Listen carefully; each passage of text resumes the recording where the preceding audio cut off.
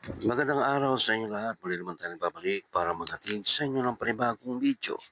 Para sa oras na ito, kung bago lang kayo sa aking channel, huwag niyo kalimutan mag-like at subscribe para lagi kayo updated sa mga bago nating video na ina-upload araw-araw dito lamang yan sa ating YouTube channel. Maraming salamat sa inyong panonood. Enjoy watching. Tao na yon nung boy, ganyan. Tapos yun, nakarating sa akin yun. So sinabi ko sa kanya, nung nag-reunion kami, na alam mo ba ito yung nakarating sa akin, ganun-ganun. Tapos sabi ko sa kanya, kahit naman landiin mo ako ngayon, hindi na tatagos. Kumbaga hindi pa uso yung word na tatagos or hindi pa uubra. Pero that time, parang sabi ko, kahit naman landiin mo ako ngayon, hindi na rin. Kasi may anak na ako. Ganun. Tapos ngayon, parang last year ata, kinasal na siya. Ganon. Tapos friends pa rin kami. Ganyan. Yun yung sinasabi ko sa niya na ano. Kaya ako nagpaputi din.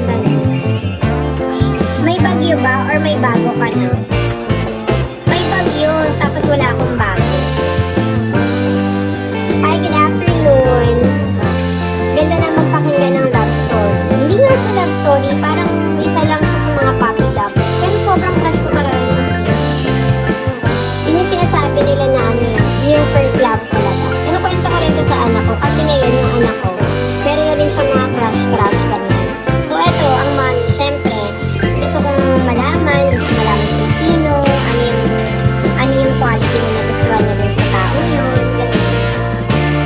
Tapos kinukwentuhan ko siya kung bakit naging nagustuhan ko rin yung dating first love ko.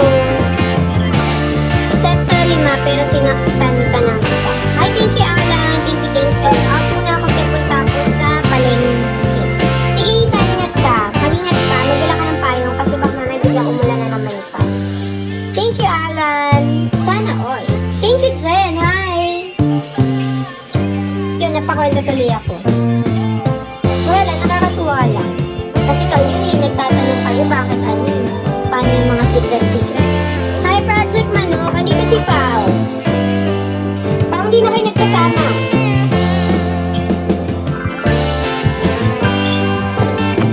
Ingat kayo dyan. Thank you guys sa mga nagpa-follow. Grabe kayo, ang bilis